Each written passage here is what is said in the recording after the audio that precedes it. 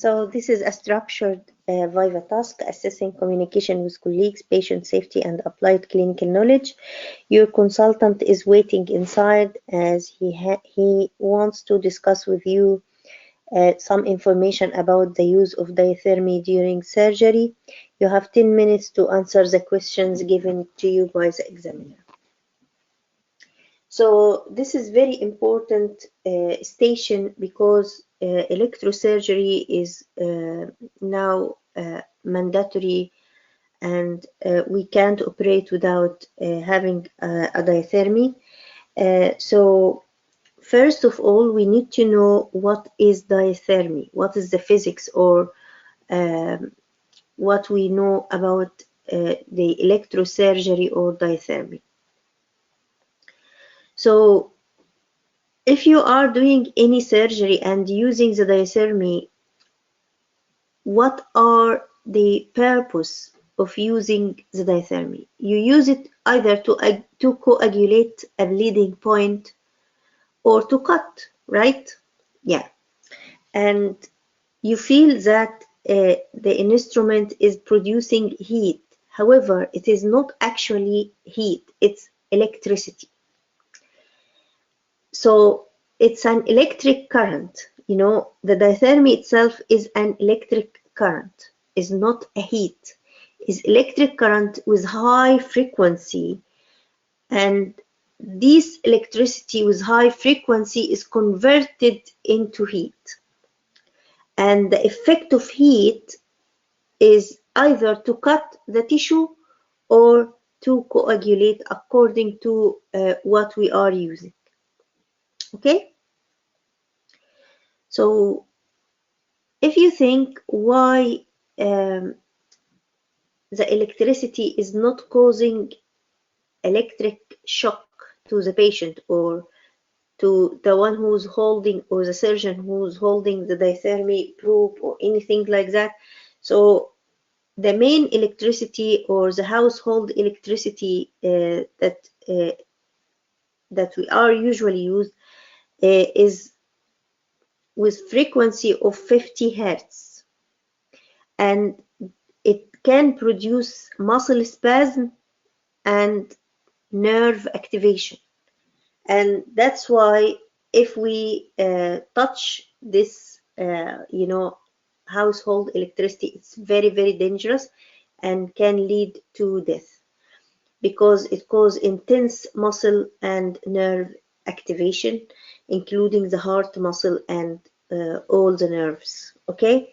However, they found if we increase the frequency of the electricity to reach a range between 300 kilohertz to 3 megahertz, it will be converted to heat and it will not activate the muscles and nerves.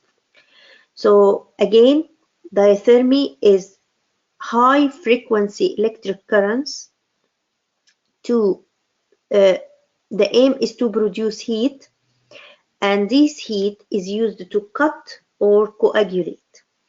And the frequency of the diathermy or the electric current causing diathermy is ranging between 300 kilohertz to 3 megahertz.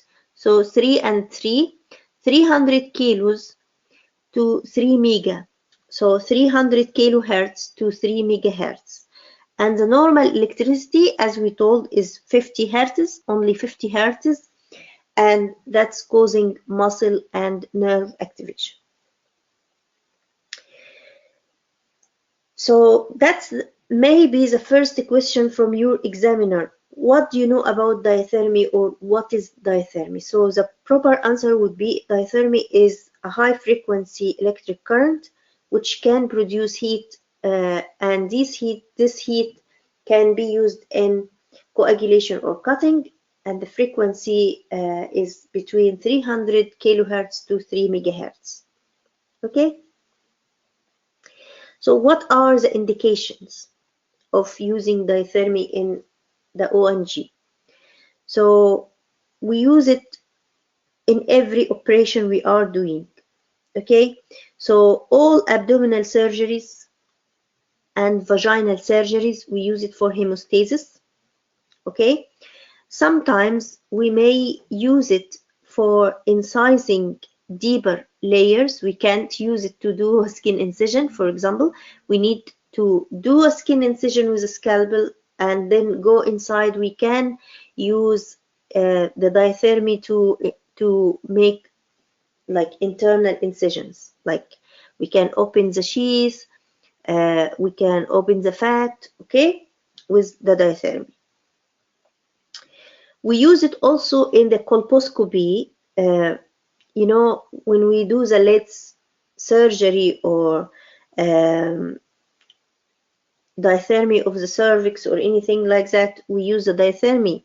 So treatment of CIN and LITS procedure in colposcopy, that's a kind of diathermy, and also during the laparoscopy. So it's not only used during open surgeries, it can be also used during the diathermy. When we do a diagnostic laparoscopy and we find endometriosis, what we are going to do? We do diathermy of the endometriotic tissues. When we are going to do salpingectomy by laparoscopy, we use the Voyant or the bipolar diathermy, okay, or ligature. So many modalities of the bipolar diathermy. When we are doing ovarian cystectomy or TLH, like total laparoscopic hysterectomy, or salpingo-oophorectomy by laparoscopy, we have to use the diathermy. So diathermy is used in all and every operations we are doing. So it's very, very important. So what are the types of diathermy? We have what we call the monopolar. That is the monopolar. Okay, we call it pencil diathermy. And we have the bipolar. That's the one we call it forceps diathermy. Okay, these words are like, you know, common words in theater, is not an official word. So that's forceps diathermy, or we call it bipolar diathermy, and that one is the monopolar diathermy. So what are the differences between monopolar and bipolar? So the monopolar, you know, it's one pole only. So the current, you know, when we pass electric current, we need this current to come back to the machine, to the generator, okay? So it's one pole only, like one metal part. So if we like pass the current has to go back to the generator, but it should pass through the patient, okay? And there should be what we call the return electrode, like a pad, which may be attached to the patient's thigh or any place which is very near to our operating site, and the current will return to this return electrode and then to the generator. So, for example, if this return electrode is not well attached to the patient, so the current will escape from this area and cause burn to the patient. So that's very important safety measures. Excuse me, safety measure when you are setting up the diathermy. You need to be sure that the diathermy pad is well attached. Okay. So that's the monopolar diathermy.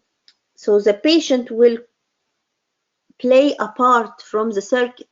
You know, the electric current has to pass through an electric circuit, and the patient will be a part of it.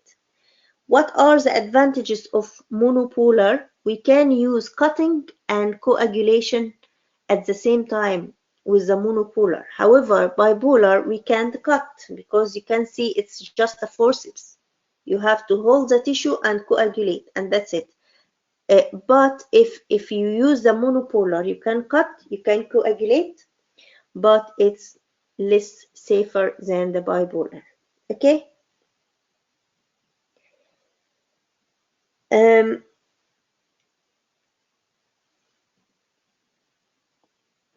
so the bipolar is two electrodes are joined together in one instrument, like we call it forceps diathermy, and the current is passing between the tips of this instrument. So the patient doesn't play a role in the circuit here.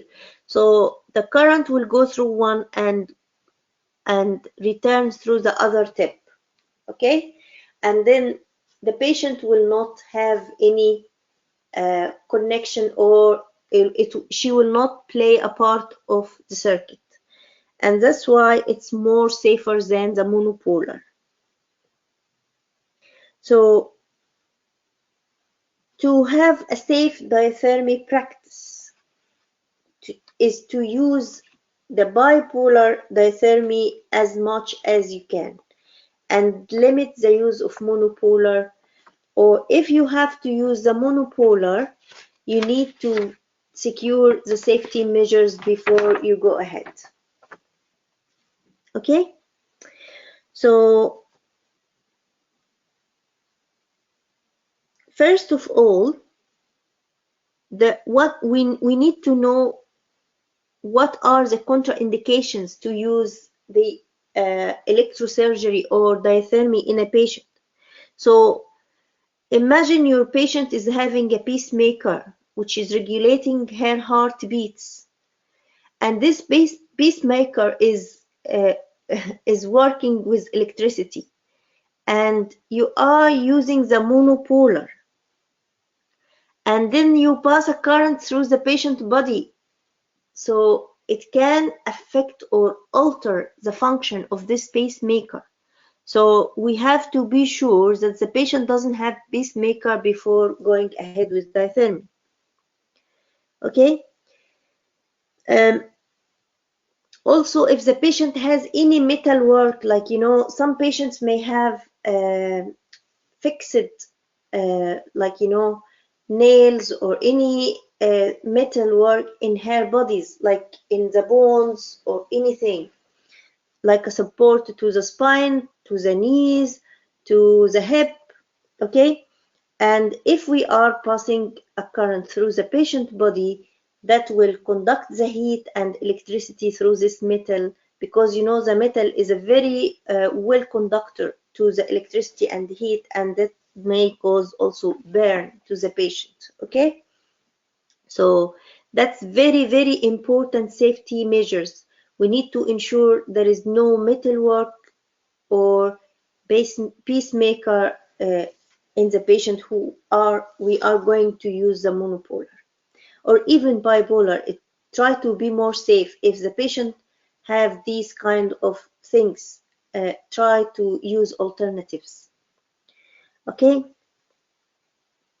we need to make sure that the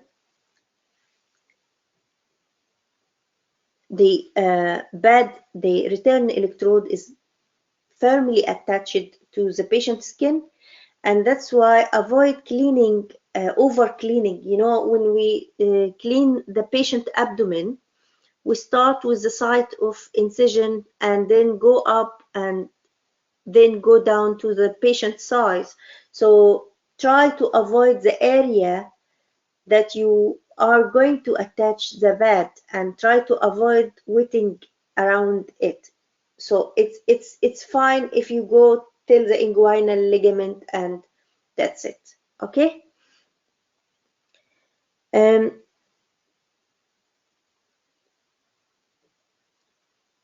Be careful, because we have a known complication called thermal injury.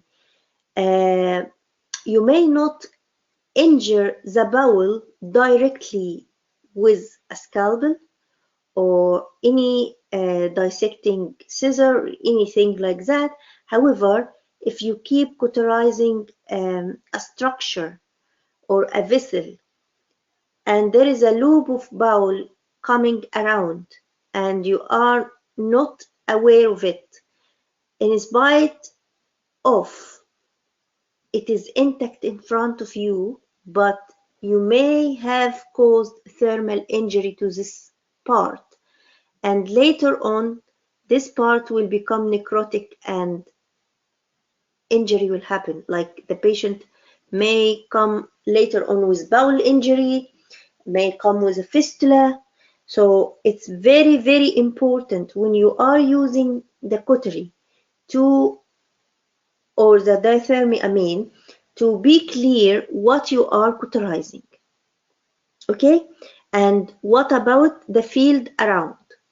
So usually that's more common in laparoscopy, because you know laparoscopy, if you use 30-degree scope, or so the camera will only give you, you know, a part of the abdomen. It will not give you the full view, and then you are cauterizing and you are not aware that some bowel is there or any near structure is moving around.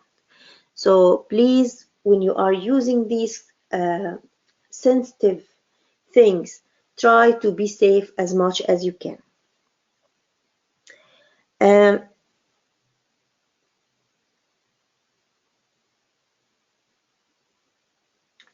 Don't start with a high current from the beginning of your operation. You need to start always with a low current, like, you know, and if it is not working with you, you can increase the diathermy, like, you know, maybe you can set it like cutting and coagulation 25-25, and then if it is really not working, you can increase it to 30. But don't start from the beginning at a high current, you know. And as we told that we need to use the bipolar as much as we can, and always keep your instruments under vision, especially in laparoscopy. And you know, sometimes if you don't have like, you know, smoke sucker, or the vision will be not well. So try to clear the field during your laparoscopy, and also use irrigation and suction, you know, because the water you are pushing inside and sucking, this will cool down the tissue, and then you can use your diathermy again. Because, you know, you may not feel that your instrument is hot because it's inside when you are doing laparoscopy. However, it can cause burn if you use the instrument to move any organ around or anything like that. So please, when you are doing laparoscopy and using the diathermy, please be careful. Remember that this is very, very hot instrument. Don't touch the bowel with your instrument. Don't push it with your instrument, and use frequent suction irrigation to cool down the field. Okay, so that's all about diathermy, but there is one more question. What are the alternatives if you don't want to use diathermy? So if we use the diathermy to cut, so we can use the scalpel instead, or blunt dissection according to what is the tissue we are opening. And if we are using it for coagulation, we can ligate the vessel and suture it instead of cauterizing. However, it may take longer time, but it's more safe. And then we can use other modalities of techniques, like, you know, what we called harmonic scalpel. That's the harmonic scalpel. Actually, this is the same idea of diathermy, exactly the same. So it can cut and coagulate as well, and is not using electricity, is only using ultrasound. So it's the ultrasound waves producing vibrations, strong vibrations in the instrument, and this can either cut or coagulate according to what we need. Okay. Some other hemostatic measures, like if you are uh, not willing to use any of these instruments and you have some oozing surface, you can just press and wait, and if it is not stopping, you can use Surgicel or the coagulation pads and close these bleeding points. Okay, so these are the alternatives. We need to know about them. Okay, actually, the current, as I told you, it can be coagulation, it can be cutting. Some current can blend both together, so you can use combination of both cutting and coagulating in some instruments. Okay, so that's all about diathermy. Thank you.